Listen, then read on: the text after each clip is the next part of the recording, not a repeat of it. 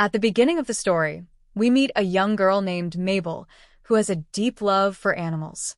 At her school, several small animals are kept inside cages for educational purposes. However, Mabel does not like seeing animals trapped in cages. She believes that all creatures deserve to be free. One day, Mabel decides to set the animals free. She secretly puts them into bags and tries to take them away.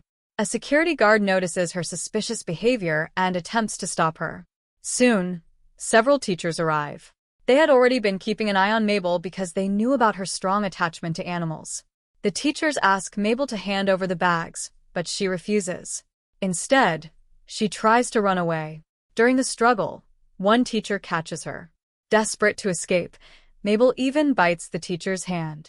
Suddenly, one of the bags tears open, and the animals scatter throughout the school. The school staff rush to capture the animals and return them to their cages. Mabel is severely scolded for her actions.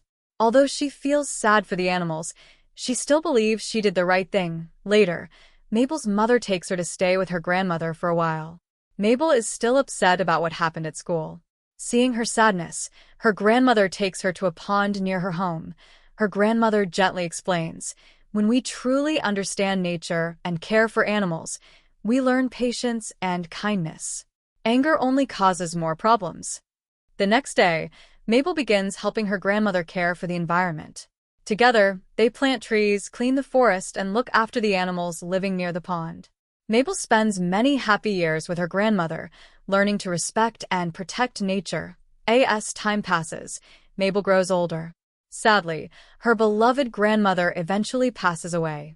After her grandmother's death, Mabel dedicates herself to protecting the pond, the forest, and all the animals that live there. One day, terrible news arrives. The government plans to build a highway through the area. To make room for the project, many trees will be cut down, and the pond may be destroyed. Mabel strongly opposes the plan. She has spent years fighting to protect the forest. When workers arrive with explosives to break apart a dam near the pond, Mabel rushes to stop them.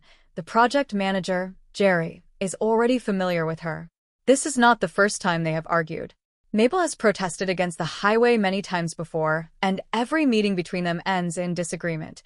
Mabel pleads with Jerry, saying, "There are many animals living here. If you destroy the pond, they will lose their home." Jerry responds, "We haven't seen any animals here." Determined to prove him wrong, Mabel calls out for the animals, but none appear. Without evidence, Jerry dismisses her concerns. His workers begin carrying Mabel away from the construction site. Before she leaves, Jerry gives her one final challenge. "If you really want to stop this highway," he says, "you have 48 hours. Convince the townspeople to vote against the project. If you win the vote, I'll stop construction."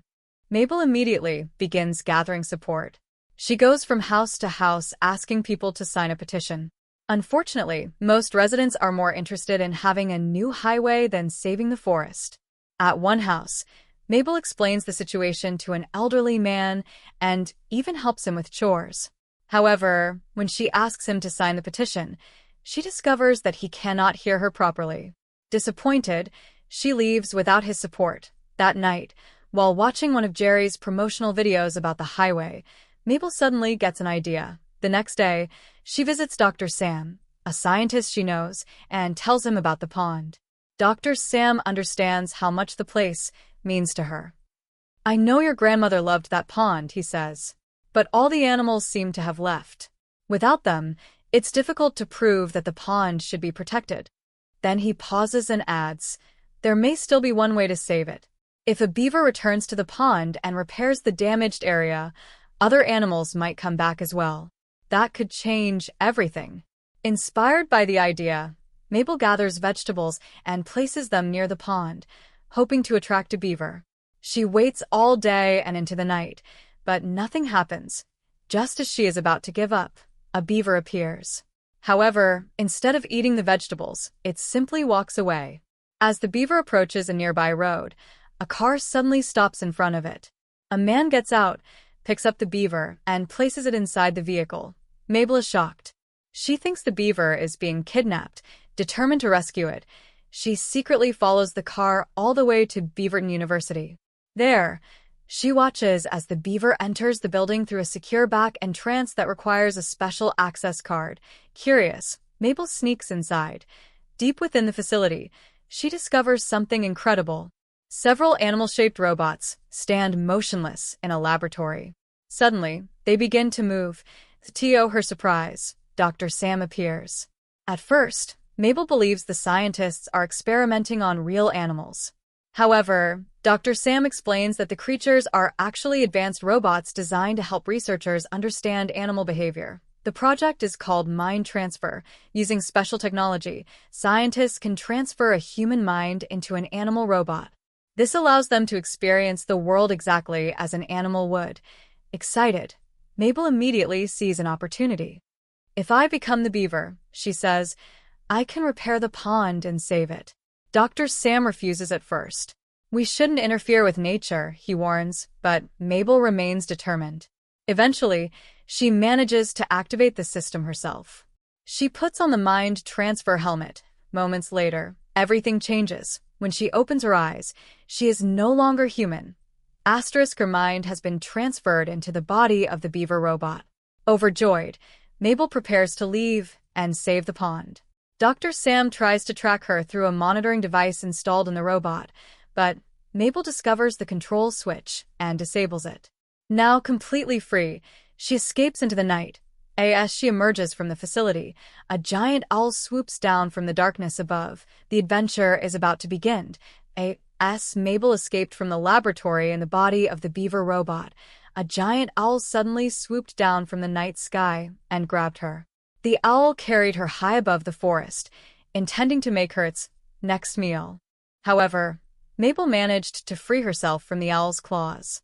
She fell through the darkness and landed safely in the forest below. The next morning, Mabel set out to find real beavers that could help repair the damaged pond.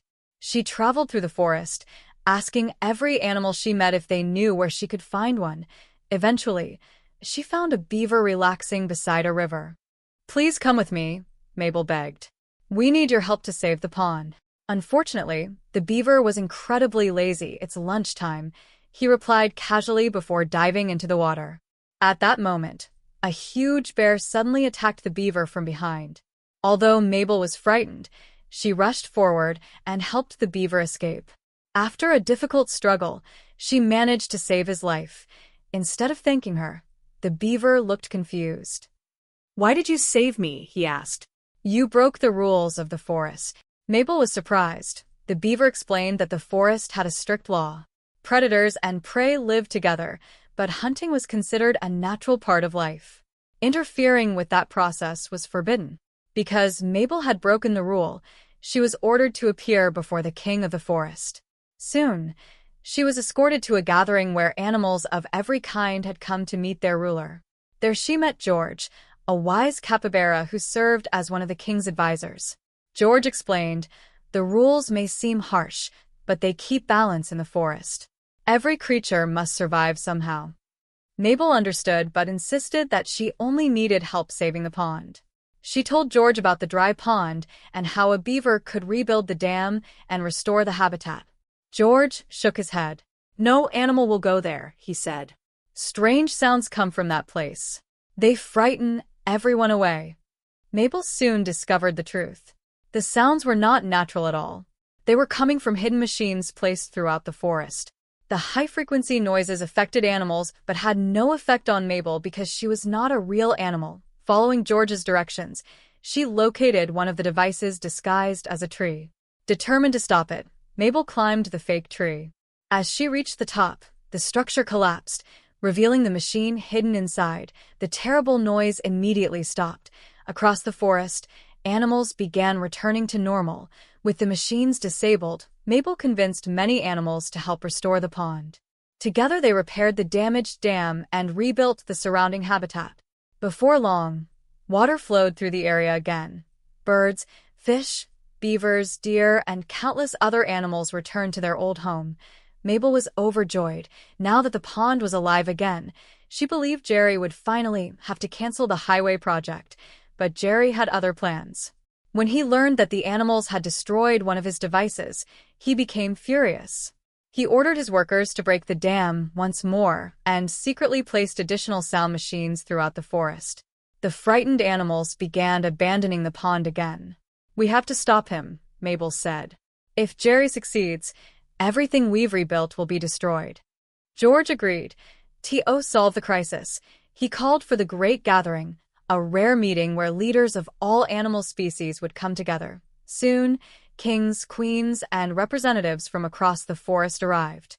Among them was a small butterfly queen whose wisdom was respected by everyone. When she learned that humans were destroying the forest, she was devastated. Mabel explained how Jerry's workers were cutting trees in the middle of the night and driving animals from their homes. "If this continues," she warned, "the entire forest will disappear." The butterfly queen listened carefully. Finally, she declared, "The only way to save the forest may be to remove Jerry." Many animals interpreted her words as a call for revenge. Mabel immediately objected. "We cannot kill him," she said. "There must be another way." The queen became angry. A heated argument followed. Suddenly, chaos erupted. During the confusion, the butterfly queen was accidentally killed. The tragedy shocked the entire gathering. Standing nearby was her son, Titus. To everyone's surprise, Titus seemed less saddened by his mother's death than excited by what came next. Because he was next in line to rule, he immediately announced himself as the new king. The forest animals were stunned. Meanwhile, Mabel and George were swept away by a powerful current and carried downstream. After they escaped, George informed Mabel of another terrible development. Many animals, furious over the queen's death, had decided to assassinate Jerry. Mabel refused to let that happen. She wanted to stop the highway project, but she did not want anyone to die. Despite everything that had happened, George trusted her. He gathered several friends and helped Mabel create a plan to save Jerry before it was too late. At the same time, Jerry was preparing for an important public event promoting the highway. As he got into his car, George's animal friends secretly trapped him inside. Using Jerry's phone, Mabel sent him messages. "We're trying to save your life. Please trust us." But Jerry couldn't understand what was happening. Talking animals, mysterious messages, and strange behavior only made him more frightened. Suddenly, a group of animals loyal to Titus attacked. Their mission was simple: eliminate Jerry.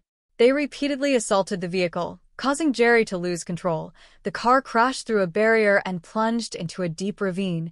Dazed but alive, Jerry crawled out of the wreckage. Mabel desperately tried to warn him about the danger, but he could not understand the language of animals. At that very moment, Dr. Sam's assistants arrived. They captured Mabel and placed the beaver robot into the mind transfer machine. Within seconds, the connection was broken. Mabel's mind returned to her human body.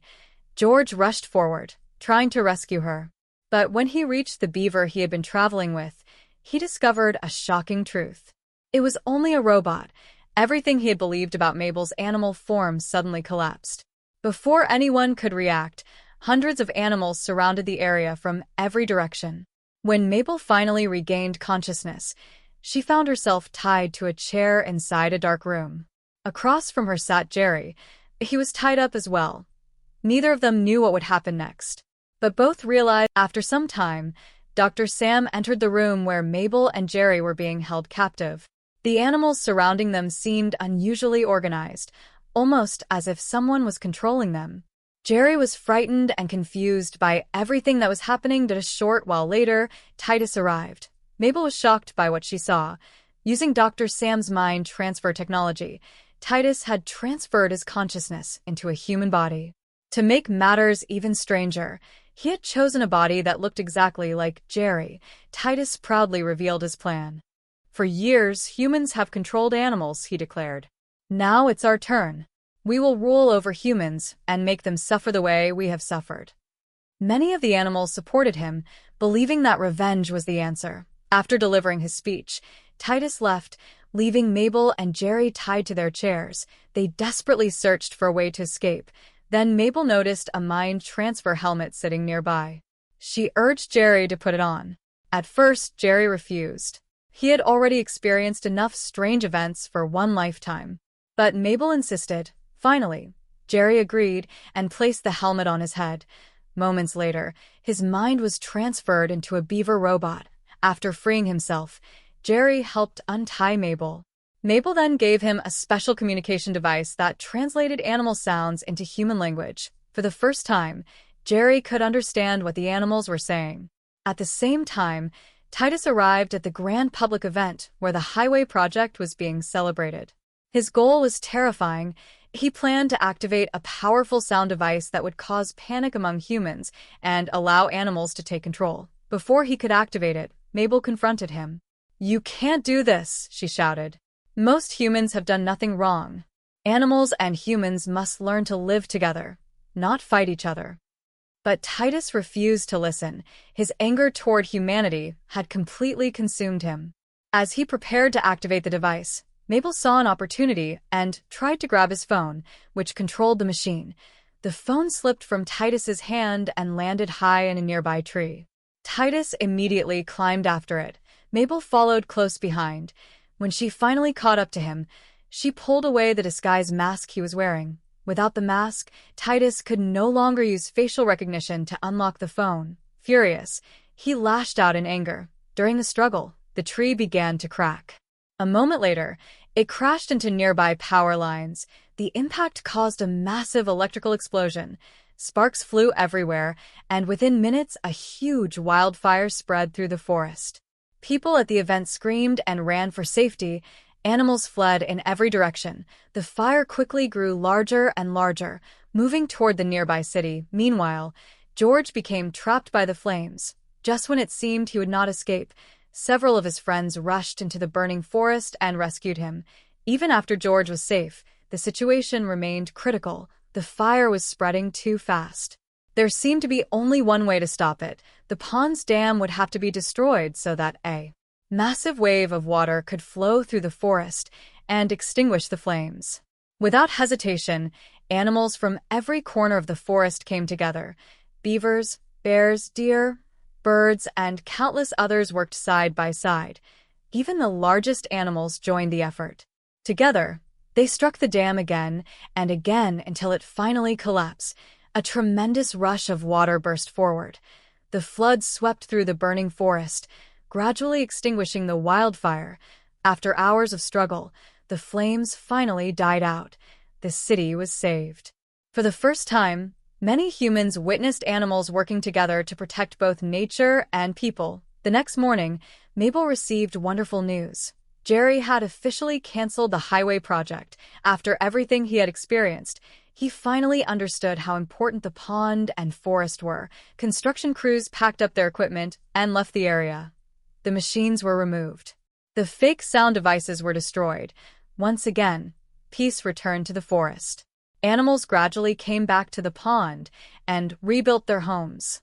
The forest soon became healthier and more beautiful than ever before. Some time later, Mabel graduated from school. Inspired by everything she had learned, she decided to work alongside Dr. Sam. Although Sam could still be difficult at times, he gladly welcomed her onto his team.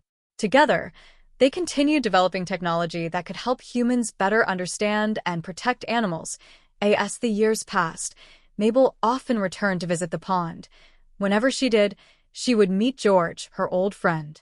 The two would spend hours talking beside the water, remembering the incredible adventure that had changed both their lives forever. The pond remained safe, the forest flourished, and the bond between humans and animals grew stronger than ever before. And so, Mabel's story came to a happy ending. That the fate of the forest was about to be decided.